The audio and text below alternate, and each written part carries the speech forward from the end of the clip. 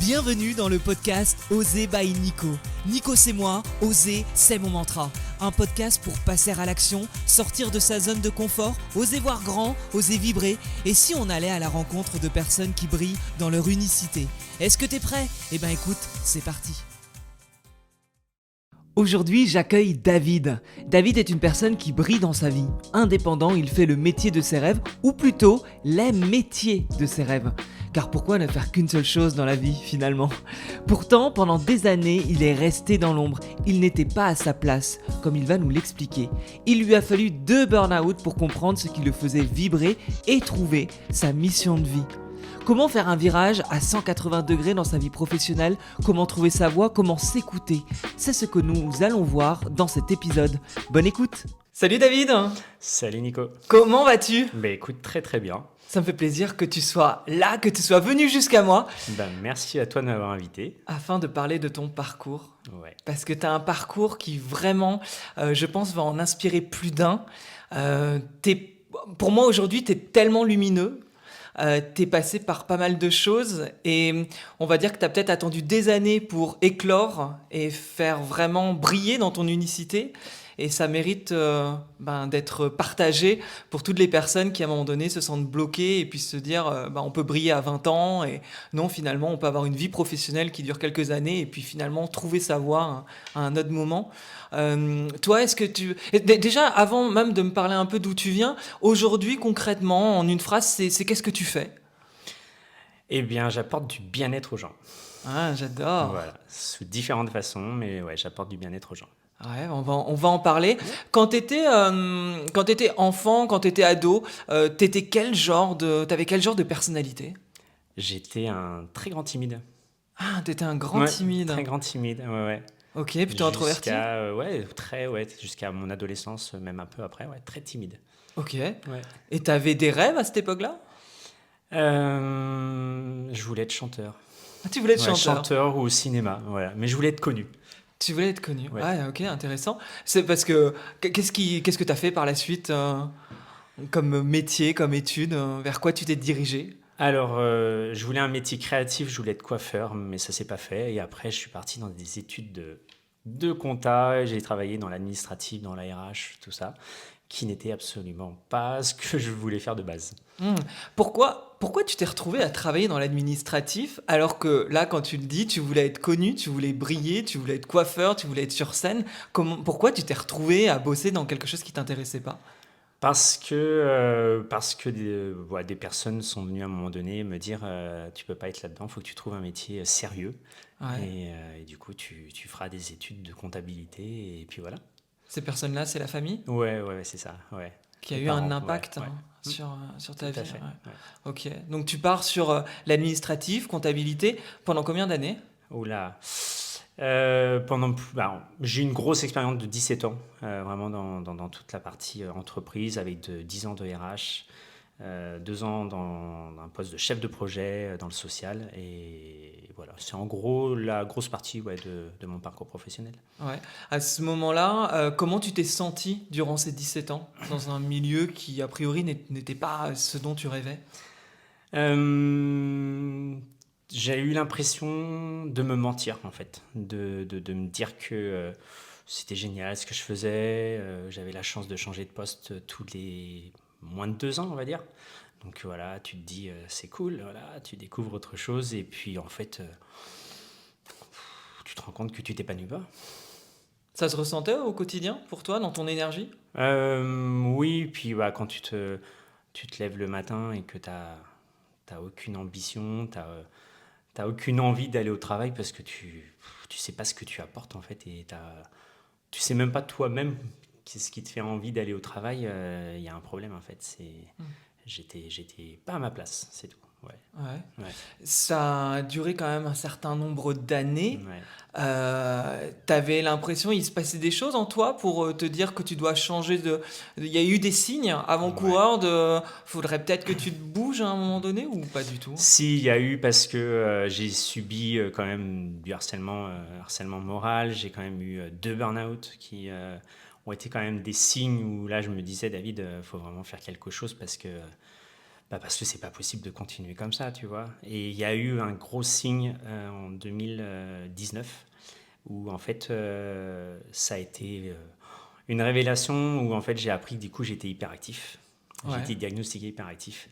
Et là ça a répondu à énormément de choses personnelles en me disant mais stop en fait David, arrête de subir ta vie et fais quelque chose qui te convient.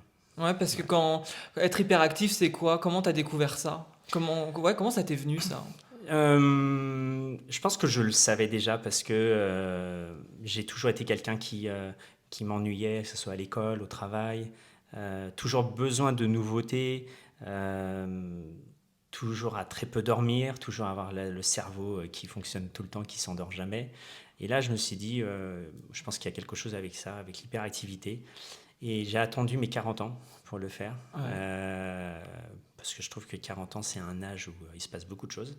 Et je me suis fait ouais, diagnostiquer hyperactif. Et là, ça a répondu à tout, tout, tout, en fait. Donc là, tu t'es rendu compte que t'étais vraiment pas à ta place. Hmm. C'est à ce moment-là que t'as fait tes burn-out? Je les avais fait avant. Ouais, avant d'être diagnostiqué. Mais c'est les burn-out qui m'ont donné envie de vraiment tester, savoir si j'avais vraiment pas cette hyperactivité Comment pour ça, c'est moi. ce que tu dis? Tu dis que t'en as fait deux. Hmm. Pourquoi il faut attendre un deuxième burn-out pour pouvoir, entre guillemets, faire autre chose? Après le premier, qu'est-ce qui s'est passé pour que tu ne rebondisses pas de la bonne manière? J'imagine, puisque tu en as fait un deuxième, c'est que t'avais pas pris les choses en main? Alors j'ai rebondi dans le sens où j'ai quitté mon poste pour aller sur autre chose. Ah. Mais en fait, je pense que j'étais pas forcément guéri du premier burn-out. Et j'ai voulu peut-être trop en faire. Et du coup, je suis reparti dans un deuxième burn-out en fait. Donc t'es resté dans l'administratif toujours? Ouais, j'étais plus un chef de projet. Du coup, Hmm. je devais déployer des projets autour de certaines thématiques. En soi, le travail était sympa, mais pareil, je pense que je me mentais encore une fois de plus et il fallait que ça s'arrête. Ouais, ouais, c'est en tout cas ça a rebondi, t'as rebondi, mais pas dans le bon sens. Peut-être que t'étais pas encore à accepter Mm. qui tu étais à 100%. Qu'est-ce qui s'est passé après le deuxième burn-out? C'était quand déjà et comment t'as enchaîné du coup? Euh, c'était en, C'était juste, ouais, 2019, début d'année 2019, et je me souviens, j'ai une personne au travail qui est venue me voir en me disant, David, je me permets, mais j'ai l'impression que tu as un peu les mêmes symptômes que mon fils, qui vient de se faire diagnostiquer hyperactif. Et du coup, elle m'a dit, je peux te conseiller d'aller voir quelqu'un. Du coup, je suis allé voir cette personne. Et du coup, premier rendez-vous, elle m'a dit, je veux qu'on fasse des tests tout de suite. Elle m'a dit, je pense que vous êtes hyperactif. Et du coup, j'ai fait mes tests. Et bah, ça a révélé, voilà. Mais le fait d'être hyperactif, c'est pas un métier. Non. Donc comment tu passes d'hyperactif à trouver quelque chose qui te plaît? En fait, j'avais toujours en tête une formation que je voulais faire. Et, euh, et je me suis dit, mais en fait, je me suis fait diagnostiquer en mai. Une semaine après, je faisais ma demande de formation en tant que conseiller en images. Je l'ai faite au mois de juillet 2019, cette formation, donc j'étais certifié. 3 jours après, je demandais ma rupture conventionnelle pour quitter mon travail. Ah. Voilà. Donc de demander une rupture conventionnelle t'a aidé à avoir la sécurité pour te lancer dans cette formation? Non, c'était surtout que je suis revenu de ma formation sans savoir vraiment ce que j'allais faire de cette formation. Ouais. Mais en fait, j'avais plus envie de rester dans ce que je faisais. Et sans savoir vraiment ce que je lançais derrière, je me suis dit, faut que je parte en fait. Faut que je Ouais. parte. C'était C'est une plus nécessité? possible. Ouais, c'était une nécessité. Je pouvais plus en fait. Je pouvais plus. J'avais peur du coup de me dire, je vais retomber encore dans un troisième burn-out. Je ne voulais absolument pas. Donc du coup, j'ai demandé, ça a été long, j'ai eu 5 mois d'attente pour avoir une réponse positive à ma rupture conventionnelle. Ouais. Ça a été long, très très très long. Parce que du coup, tu as des idées de choses que tu veux lancer à côté, mais tu as encore ton boulot. Est-ce que ça va se faire, est-ce que ça va pas se faire? Ça a été très très long cette période, j'avoue. Mais d'un côté, j'étais soulagé de m'être dit que j'avais fait cette demande de rupture conventionnelle et que j'allais pouvoir potentiellement faire quelque chose qui me plaisait. Ouais, donc faire ta formation. Et c'est ce que tu as fait là, tu as fait la formation conseiller en images. Ouais. Quand tu t'es retrouvé à faire cette formation, comment ça s'est passé la première semaine où tu as mis les pieds là-bas? C'était, ça m'a juste confirmé un choix de formation qui était fait pour moi. Dans le sens où voilà, j'avais quand même fait 10 ans de RH et je m'étais dit, bah, rajouter au conseiller en image, je peux faire qu'un truc génial en fait. Hmm. L'accompagnement, et là c'est là qu'il y a eu plein de choses dans ma tête qui se sont mis en place en me disant tiens je pourrais faire telle chose, telle chose. Et là je commençais à avoir ce projet qui se développait un peu plus et qui moi du coup m'a reboosté en me disant ça y est en fait putain j'ai un vrai projet qui arrive en fait. Hmm. Ouais. T'as senti une évidence là du coup? Tu t'es senti, tu vois, à ta place, là où tu ne te sentais pas à ta Ouais. place, t'as senti là que c'était le cas? Ouais, complètement parce que déjà d'une part je me suis dit si ce projet je lance ça sera seul. Et du coup je veux dire j'aurai une vraie valeur ajoutée, je vais vraiment servir à quelque chose et faire quelque chose qui me plaît surtout. Hmm. Pour trouver sa place là comme t'as fait, donc donc t'es passé par pas mal de choses avant de la trouver. C'est quoi pour toi le conseil le mieux pour quelqu'un qui ne se sent pas à sa place? Qu'est-ce que tu lui conseillerais pour déjà mettre un premier pied, comme toi t'as fait avec cette formation, pour aller vers quelque chose qui semblerait être beaucoup plus fait pour elle? Le conseil, peut-être pardon. Euh, peut-être faire un truc que moi j'ai pas fait, c'est je me suis pas du tout fait accompagner, hein, je l'ai fait seul. Mais c'est du coup peut-être déjà en parler avec peut-être une personne des ressources humaines dans son entreprise pour exprimer ce choix de peut-être faire autre chose. Et puis, je dirais peut-être s'écouter en fait. Hmm. Ouais, s'écouter. S'écouter et pas forcément en parler avec son entourage pour éviter Ah. un petit peu les parasites qui vont venir à côté en disant ah, fais attention, t'as un bon poste, là tu vas quitter quelque chose de bien, ah, c'est risqué de se lancer, t'es sûr que c'est ça que tu veux faire? Moi je te verrais peut-être. Voilà, pour éviter tout ça, faut garder son petit truc pour soi et vraiment le faire pour soi et pas parce qu'un tel a dit qu'il fallait le faire comme ça. Combien de temps a duré la formation? C'était une formation très très très courte, hein. Moi je l'ai fait en intensive, donc c'était en une semaine, je me suis fait certifier. Ah oui, Ouais, d'accord, moi oui, c'était oui, très très court, effectivement. ouais, très très court. Qu'est-ce qui se passe après la formation? Euh, beaucoup de...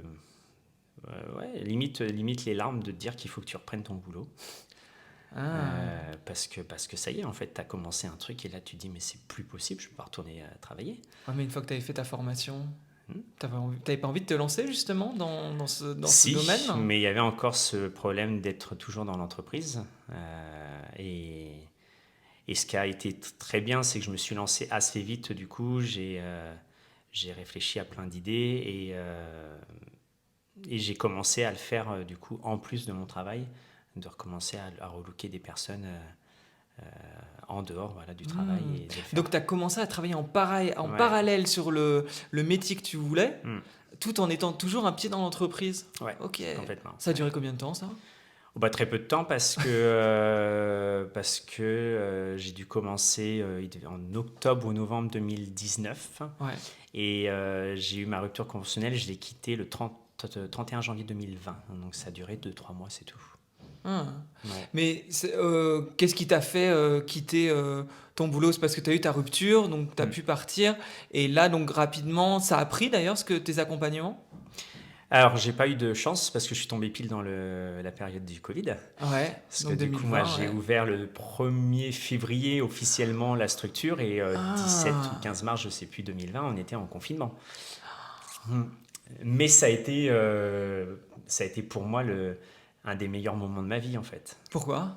Bah parce que du coup, je me suis mis à dire bah, David, en fait, tu as commencé cette formation, mais maintenant tu t'arrêtes pas, tu vas en faire d'autres. Donc j'ai Ah. profité en fait de cette période de confinement qu'on a pu avoir pour me former à la relaxation. J'ai commencé mon école de coiffure. Ouais. Et puis du coup, ça m'a permis surtout de me poser et de réfléchir vraiment à tout ce projet, en fait. Qu'est-ce que vraiment je voulais faire? Quelles étaient les cibles de population que je voulais? Et du coup, pour me dire, tiens, quand on sortira de ce confinement, j'aurai déjà tous mes rendez-vous et pourquoi pas des projets que je lancerai d'ici la fin de l'année. D'accord, ok. Ouais, Ouais, donc tu as vraiment enchaîné les projets. ouais. C'est-à-dire que tu aurais pu, enfin, tu vois, bêtement te dire, ouais, c'est le Covid, c'est un signe comme quoi il fallait pas que je me lance. Tu vois, ça dépend comment tu vois les choses, mais ça pourrait être, c'est un signe, il fallait pas que je me lance, il y a le Covid. Et en fait, toi, tu t'es dit non, c'est une opportunité pour moi, et tu as enchaîné les formations. Ouais. Tu savais déjà, parce que tu vois, tu t'es conseiller en image. Ok, conseiller en image et coiffure, ça va relativement Mhm. ensemble. Relaxation, on est encore sur un autre domaine, même si on est sur le bien-être de la personne, mais c'est quand même différentes thématiques. Pourquoi tu avais cette envie de multiplier différents domaines? C'est-à-dire que c'était quoi ton envie et ton ambition? Alors, au début, c'était plus dans le sens en me disant, David, on est bloqué, on n'a plus de magasin. Va peut-être falloir réfléchir à faire autre chose en plus à côté, le temps qu'on reprenne une vie normale. Et parce que moi, je faisais beaucoup de relaxation, de méditation depuis un certain temps.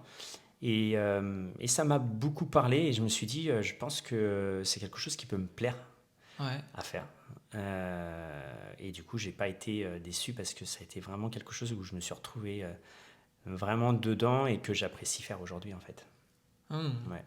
Donc là, tu as enchaîné les formations. Ouais. À quel moment tu as lancé... Enfin, t'avais déjà lancé ton activité? J'avais lancé déjà mon activité, donc on a eu voilà les mois de confinement.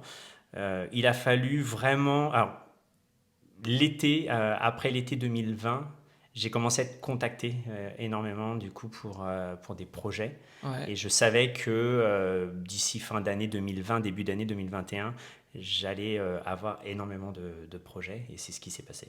Hmm. Voilà. Tu savais? Pourquoi tu savais? Je le savais, je m'en doutais. Je savais que ça Ah. fonctionnerait. Je veux dire, si j'ai jamais baissé les bras, j'ai jamais été négatif sur mon projet parce que je savais que ça fonctionnerait. Je me suis jamais dit que ça ne fonctionnerait pas. Je savais qu'avec ce que j'allais proposer, ce que je savais faire, ça allait fonctionner. Est-ce qu'on n'appelle pas ça la foi? Et oui, il y a certainement ça, ce mot, ouais, ouais. Et est-ce que quand on a la foi, on peut rater? Non, pour moi non. Enfin, moi, c'est ce que je perçois de toi, en fait, de Ouais. ce que tu dis. En fait, tu croyais tellement, c'est-à-dire qu'il n'y avait pas de plan B. Non, Il y avait un plan A, il n'y avait pas de plan B. non, Donc à ouais. partir de là, je pense que toute ton énergie était sur ce projet. Et tu étais tellement bien dans ce que tu faisais que ça semble être comme si les planètes s'étaient alignées et c'était parti. Ouais. Et donc tu as été bourré de projets très rapidement. Ouais, très rapidement. Et du coup, j'ai vraiment pris le goût d'apprendre des nouvelles choses que du coup, là, depuis 2 ans que j'ai lancé, j'ai passé 10 diplômes et qui me Ah. permet aujourd'hui d'avoir un panel de choses à proposer et avoir énormément de projets. Ouais, c'est-à-dire, c'est quoi les diplômes que tu peux avoir? Du coup, je suis professeur en yoga du rire, professeur en yoga du visage, relaxologue, je suis coiffeur, je suis masseur, je suis réflexologue des mains, prof de Zumba. Ouais, du coup, ouais, je fais tout ça. J'adore parce que dans ce que tu dis, c'est super parce que quand je t'ai demandé au début de dire en une phrase ce que tu faisais, tu m'as pas dit un métier. Tu m'as dit que tu étais dans le Dans le bien-être, bien-être. ouais.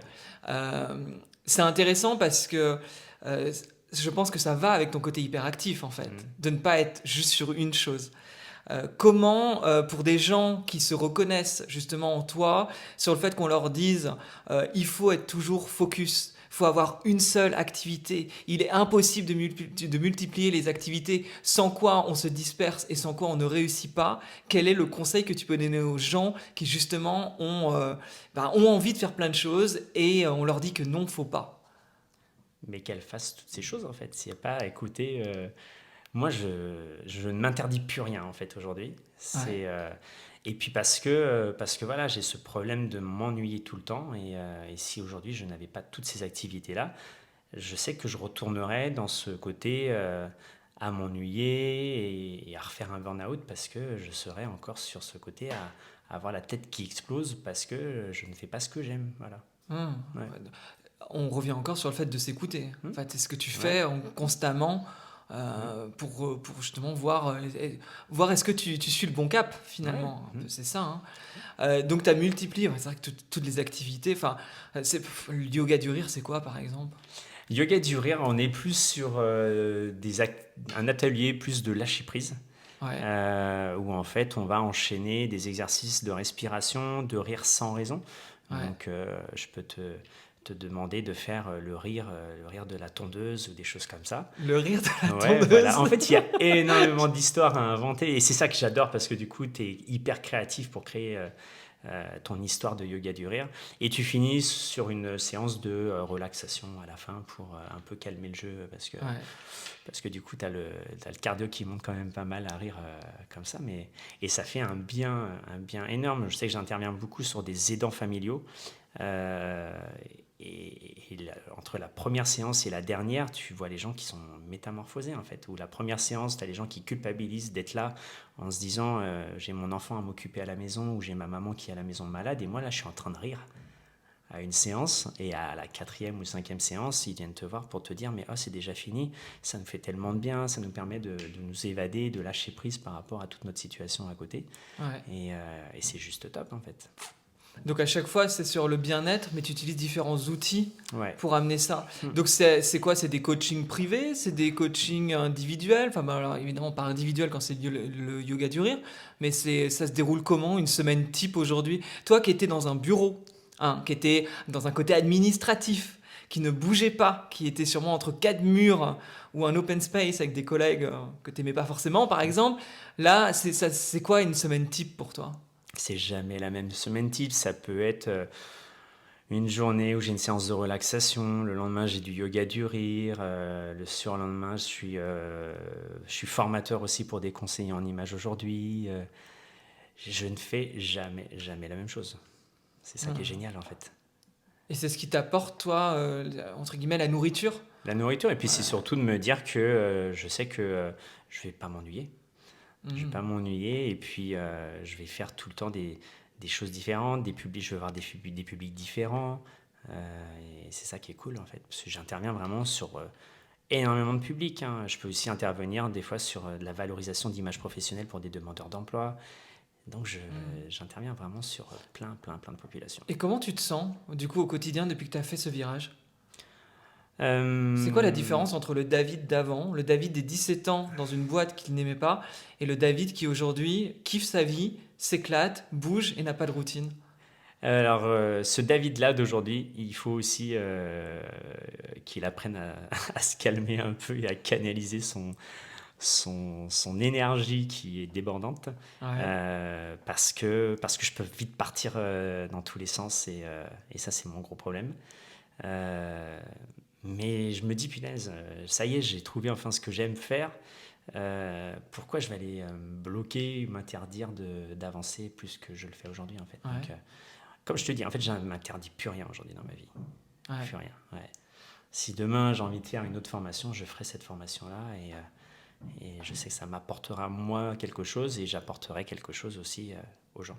Ça a changé dans ton entourage Euh, depuis le changement, justement? L'image que j'ai aujourd'hui a changé parce qu'on me trouve beaucoup plus serein, beaucoup plus posé, beaucoup plus épanoui, ça c'est sûr. Même si aujourd'hui je suis quand même moins dispo que je pouvais l'être auparavant parce que voilà, j'ai énormément de travail. Je sais quand même profiter de ces moments et non, ils me le disent, ça fait trop plaisir de te voir comme ça. On a tellement rêvé que tu sois épanoui dans ta vie que de le voir comme ça, on est trop heureux. Hmm. Ouais. Ça, c'est super quand c'est comme ça. Ouais. Est-ce que, avec tes parents, t'arrives à... Est-ce qu'ils savent, est-ce qu'ils sont au courant de ce que tu fais aujourd'hui? Est-ce qu'ils sont contents de ça? Ou est-ce que tu as coupé court? Moi, de toute façon, je n'ai pas de lien avec mes parents, mais oui, je sais ils sont au courant de ce que je fais aujourd'hui. Ouais. Ouais.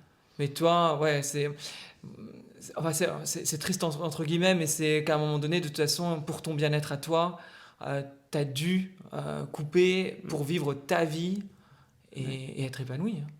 En fait, à un moment donné, comme je te disais, il faut penser à soi et il y a des moments où il faut faire le tri des personnes qui t'entourent, hein, que ce soit famille ou amis, parce que tu as toujours des personnes qui te tireront par le bas et tu n'es pas ce que tu as besoin quand tu lances un projet. Au contraire, il faut des personnes qui te portent, qui sont positives avec toi.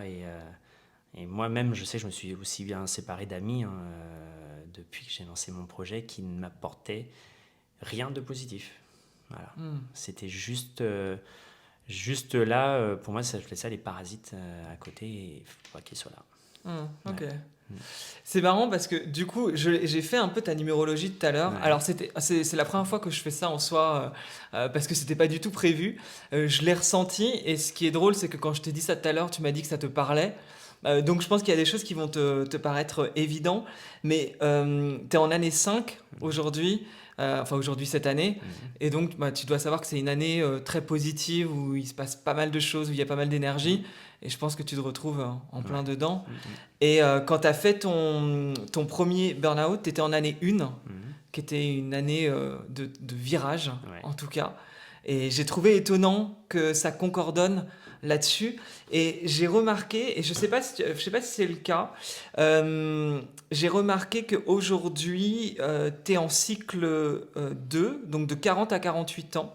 Donc il y aurait eu un changement à 40 ans. Oui. Hein, c'est ça. Et que avant tu étais dans un cycle de tes 31 à tes 39 ans, que c'était de l'initiative et de l'autonomie, principalement. Et que là, le cycle que tu as commencé à 40 ans, on est sur une vision large, un public et le monde. Ouais. Et j'ai l'impression que on est en plein dedans. Ouais, complètement. Ce Ouais. qui paraît assez fou. Ouais, complètement. Ouais.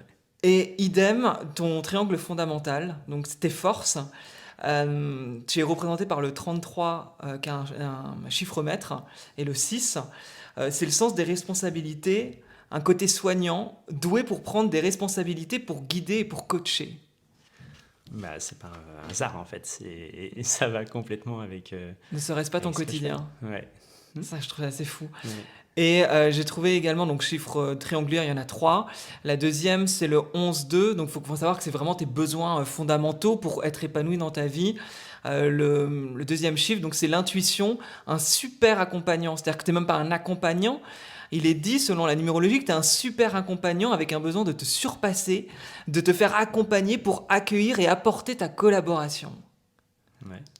Est-ce que tu as l'impression d'être Bah, aligné là-dessus? vu les commentaires que je peux avoir, on me dit que ouais, souvent je suis plus qu'un praticien bien-être et que j'apporte beaucoup plus en fait. C'est que que je suis plus que ça. Ouais.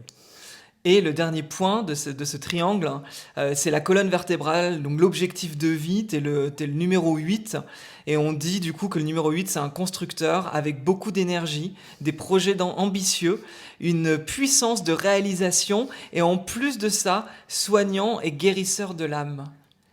Et c'est fou parce que quand je lis ça, bah en fait c'est toi, tu construis des projets, t'as énormément d'énergie, t'es ambitieux, une puissance de réalisation, bah, depuis que t'as vraiment incarné qui tu es, c'est tout à fait ça.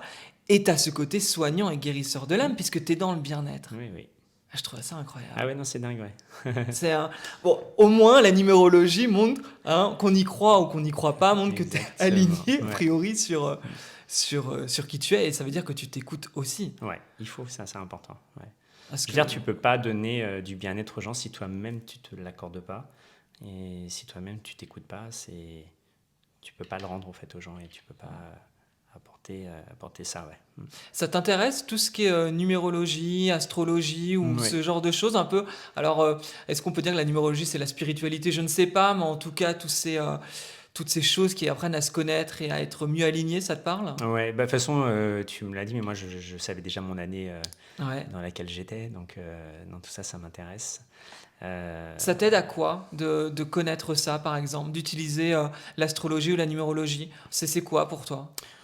Je trouve que c'est un outil supplémentaire que tu peux avoir dans ta vie et qui parfois, peut-être dans un petit moment où tu as des doutes ou autre, te confirme que tu es dans une bonne année ou c'est des choses positives en fait. Ouais, pour moi, c'est un petit outil que tu as en plus. Mais comme tu dis, il faut soit on y croit, soit on n'y croit pas. Mais moi, c'est des choses qui m'intéressent depuis de nombreuses années. Ouais. Ouais. La spiritualité, t'en penses quoi? J'ai ma petite pierre Spiritualité. Ouais, à ton poignet. Et ouais. Ça, c'est des choses qui font partie de ma vie. Ouais. Dans le quotidien, tu utilises des choses comme ça qui peuvent être de la gratitude ou une connexion à l'univers, j'en sais rien, mais en tout cas à quelque chose de supérieur? Ouais. Moi, ça, c'est quelque chose qui, régulièrement, le soir, je suis à ma fenêtre, je sais que je parle à l'univers. Ouais, ok. Ouais, je parle à l'univers, Pour dire quoi? plein de choses. Qu'est-ce que tu racontes à l'univers? Mais je raconte plein de choses, je demande des choses parce que faut pas que non plus ça soit que des choses personnelles, hein. Tu peux demander des choses sur le monde, sur la paix dans le monde, sur plein de choses en fait. Et on sait que l'univers est tellement immense et pour moi ouais, c'est quelque chose qui est rentré maintenant dans mon quotidien. Ouais, Ok, ouais. ok. Pour toi, aujourd'hui, qu'est-ce que tu as osé de plus grand dans ta vie? Oser de plus grand. Mais c'est déjà d'avoir quitté un job qui ne me plaisait pas et de lancer ce que je fais aujourd'hui. Ouais. Parce qu'aujourd'hui, ça fonctionne super bien et je vois encore plus grand demain. Ouais. Tu rencontres des gens comme ça qui sont pas alignés dans leur boulot et qui n'osent pas se lancer? Ah oui, ah oui, j'en ai beaucoup qui me contactent en me disant ça m'intéresse parce que moi j'ose pas, peut-être que c'est toi qui va peut-être me faire avoir le déclic. Euh, Ça, et j'accompagne même beaucoup maintenant, là, de plus en plus des personnes qui ont peut-être aussi lancé leur projet, mais qui sont peut-être pas autant connectés que moi à leur projet et qui ont besoin d'aide. Donc du coup, voilà, je passe un certain temps à reprendre le projet, à leur dire, voilà, maintenant, il faut faire comme ça, il faut faire comme ça. Voilà, je les accompagne en fait aussi parce que Ouais. j'apporte du bien-être, mais j'ai aussi ce petit côté à côté accompagnement que j'avais quand j'étais RH en fait, hein, donc Ouais. qui reste quand même très présent dans ma vie. Oui, parce qu'on le voit, tu es super accompagnant selon la numérologie. Et là-dessus, tu disais c'est important de s'écouter. Mm. Mais je- d'ailleurs, tiens, ça va être la question de Tata Jacqueline. C'est la question, c'est la question, c'est la question de Tata Jacqueline. Tu connais Tata Jacqueline, Mm. hein, Tata Jacqueline, elle a un peu des croyances. S'écouter, c'est bien beau, mais il faut bien manger à un moment donné. Mm. Donc si on s'écoute pour faire tout et n'importe quoi, bah, comment on paye son loyer et comment on mange et comment on avance? Qu'est-ce que tu as envie de répondre à Tata Jacqueline qui va te dire non, la sécurité, c'est quand même bien mieux que de s'écouter. Hein, la vie n'est pas un rêve. Hein. Bah, moi, la sécurité, je l'ai aujourd'hui parce que ça fonctionne bien et parce que, comme je dis, j'y crois depuis le début à mon projet et que je savais très bien qu'il n'y aurait jamais cette difficulté derrière et que ça fonctionnerait parce que j'y crois, c'est tout. Ouais. Et c'est que tu avais imaginé dès le début que ton projet pouvait te rapporter de l'argent, justement, tu savais que c'était pas un projet. En fait, tu savais que ton projet allait être financièrement viable. Hmm. Oui, je le savais dès le départ. Même Mhm. s'il y a eu cette période de confinement, voilà, la période du Covid, où ça m'a, on va dire, juste décalé mon projet, en fait. Mais comme je te disais tout à l'heure, j'en ai profité pour faire autre chose entre-temps, en me disant, bah, tant mieux, parce que je vais sortir et je vais encore proposer plus de choses et qui va, du coup, va me rapporter plus financièrement. Ah. Mm. Donc là, ce que tu pourrais conseiller à quelqu'un qui est bloqué dans son boulot et qui a peur de quitter son taf pour trouver, pour vivre en tout cas ce qui l'anime, c'est de réussir à faire une rupture conventionnelle ou en tout cas de trouver une assise financière pour... Non, ce que je pourrais conseiller pour une personne qui, peut-être qu'elle a vraiment, vraiment peur, c'est de se dire, voilà, je me forme sur ce que j'aimerais faire. Et si je commence simplement à me dire, tiens, je fais cette activité le samedi, le dimanche. Hmm. Si ça commence à bien fonctionner, bah peut-être que je passe en mi-temps et je travaille plus les vendredis et je fais ma nouvelle activité le vendredi. Ça peut être un Ah. bon compromis que de quitter tout de suite l'entreprise et Hmm. d'avoir cette difficulté Hmm. derrière de faire rentrer de l'argent. Ce que tu as fait au début en fait. C'est vrai qu'au début, il y a quand même eu le Oui, j'ai eu conseil 2, 3 mois, voilà. Voilà, Ouais. ça n'a pas duré longtemps, Non. mais Mm. ça t'a mis le pied à l'étrier et très vite, tu as vu Ouais. que tu étais, Et ça, sur du le bon coup, je chemin. trouve que c'est le bon compromis entre quitter vraiment définitivement l'entreprise et de se retrouver dans une difficulté financière derrière. Que là, du coup, voilà, on perd une journée, mais c'est pour combler en faisant notre nouvelle activité sur ce jour de repos. Donc, ouais, moi, je trouve que ça, c'est bien. Tu as le sentiment de briller aujourd'hui? Euh, Oui, ouais. En Ce- fait, ce- aujourd'hui, je sais pas, je suis déjà très fier de ce que je fais et si, ouais, de briller dans le sens où quand je fais mes accompagnements ou autres, limite des fois, ouais, j'ai l'impression qu'on me met sur un piédestal et du coup, ouais, ça me rend fier, ouais. Ouais, Alors, je te dis ça parce que je trouve que c'est le cas, ouais. mais toujours pareil, moi, le mot briller, hein, quand je le dis, c'est positivement, Mm. c'est que tu éclaires les autres. T'éclaires les autres pour qu'ils avancent, et c'est vraiment ce qu'on ressent avec toi.